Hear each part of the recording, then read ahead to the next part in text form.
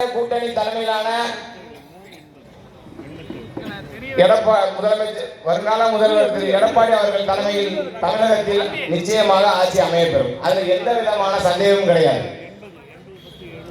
நம்ம எல்லாருக்கும் தெரியும், பாரதி தமிழ் புலவர் பாரதியிலிருந்து நான் ஆரம்பிக்கணும்னு நினைக்கிறேன். பாரதியோட ஃபேமஸான கவிதை ஒன்று இருக்கு.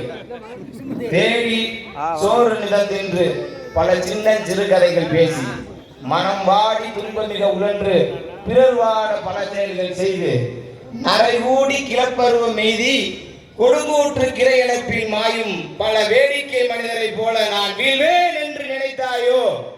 அப்படி என்ன சொல்றாரு பாரதி?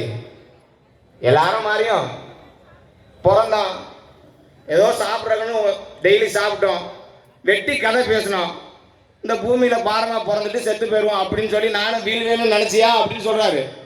அதுக்காகவா பிறந்திருக்கோம் நம்ம எல்லாரும்? ஒரு மனிதர், டிவிக்கக்கூடிய மனிதர் இந்த நாட்டை தொடர்ச்சியாக 3 முறை ஆண்டு கொண்டிருக்கிறார்.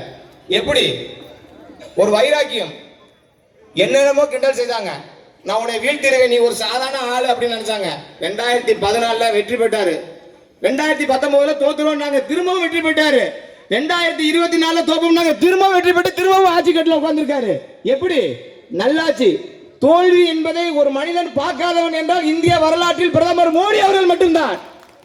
உன்னால ஒரு தடவை ஆட்சியில் இருந்துட்டா மறுமுறை ஆட்சியில் உட்கார முடியல. ஒரு தலைவன் தோல்வியே 13 முறை முதலமைச்சர். சட்டசபைக்குள்ள நுழையும் போதே ஒருத்தன் முதலமைச்சராக உள்ள நுழைகிறான்.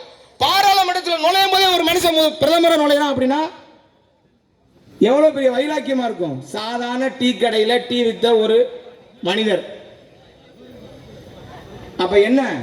நல்லாட்சி. மக்களுக்கு என்ன வேணுங்கிறத தேடி தேடி செய்யறனால வெற்றிங்கிறது அவங்க கிட்ட வருது.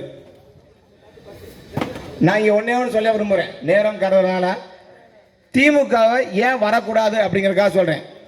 மக்கள் எல்லாமே நினைச்சுக்கிறாங்க, திமுக 5000 ரூபாய் கொடுக்குறாங்க, மாதந்தோறும் 1000 ரூபாய் கொடுக்குறாங்க, அப்புறம் ஏன் நம்ம வரக்கூடாது அப்படின்னு. மக்களே, தெளிவாக தெரிந்து கொள்ளுங்கள். உங்க பணம் 1000 ரூபாயும் 5000 ரூபாயும் 50,000 கூட கொடுத்தாலும் எங்கிருந்து வருகிறது? தமிழ்நாட்டோட கடன் 10.6